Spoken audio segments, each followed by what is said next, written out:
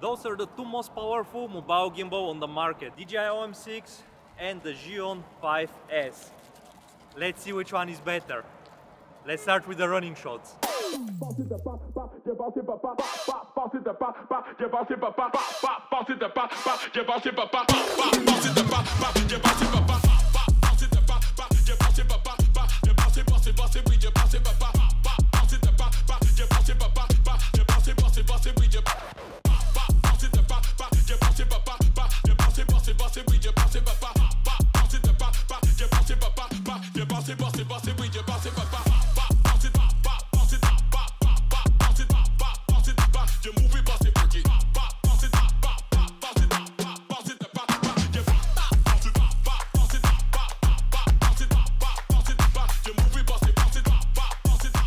One thing DJI fixed with that version is the motor sensitivity. Now you can come to the application, come to the gimbal, and you have the follow speed. And now you have three different speeds. You have fast, medium, and slow.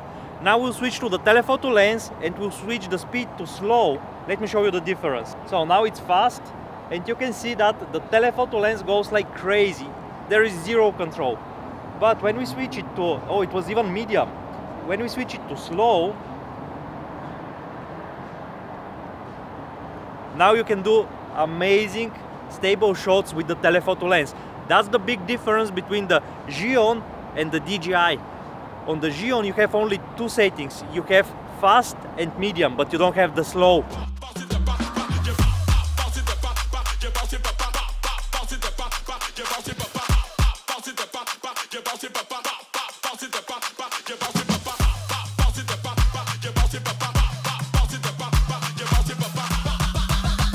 After running the first test, I can see that DJI didn't fix the issue with the ultra-wide angle camera.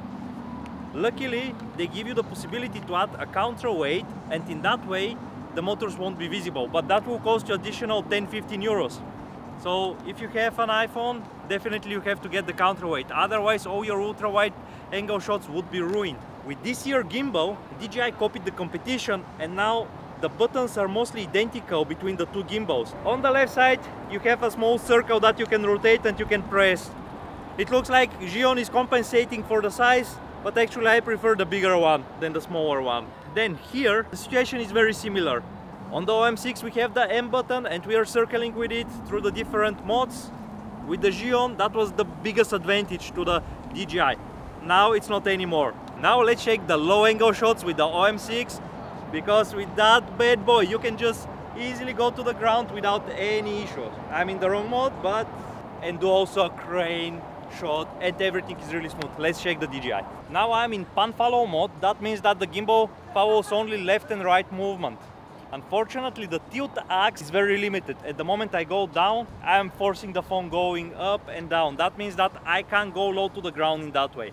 The way how you do it with the OM6 is to rotate around the axis, and the phone will rotate with you. The very comfortable thing is that we have the telescopic function.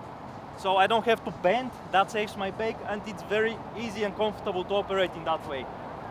Here we have a small, как се казваше, памта, which you can hinge. Let's try it with the OM6.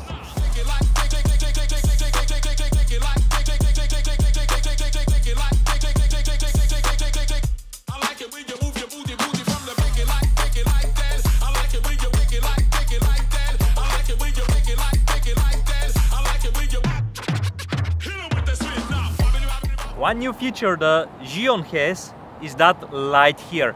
In the beginning I really thought that it's a gimmicky, but when I filmed a couple of times in low light conditions, that light is a savior. It's so convenient, and on top of that you can add some additional lights. You can add up to 2 lights on top and on bottom. The light works as well for selfie. In that way you can film at night without any issues. Another huge advantage for the Zhiyun is the USB-C that can charge your phone while you're filming. With the DJI you don't get those features. One very important buying feature for me is transportability. If we are speaking about the cinematic qualities, I like the Zhiyun more. Unfortunately, that gimbal is gigantic and it's really hard for me to fit it in my camera bag. So let's make it as small as possible. The gimbal has locking mechanism, so while you transport it, it will not shake around. Unfortunately, the head is really enormous. Even in that pocket here that the gimbal mostly fits, at the moment I close it and I have my laptop inside, I'm putting a lot of pressure, and that's really not good. Or I'll break my laptop or I'll break the gimbal. With the OM6, I don't have that issue. When I fold it, it takes mostly no space at all. Just check it out. And I can easily even place it in some pocket that it's already overcrowded. Both gimbals have amazing tracking, but DJI has a new version. Let's check which one is better.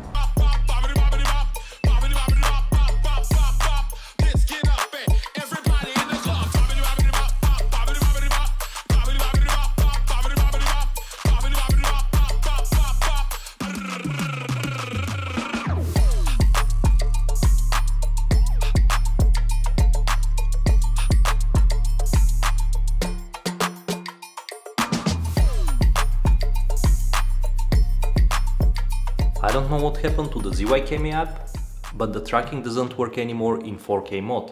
It works only in 1080p, which is a huge bummer. A couple of months ago I was recording everything in 4K without any issues. I just spoke to my contact in Zhiyun.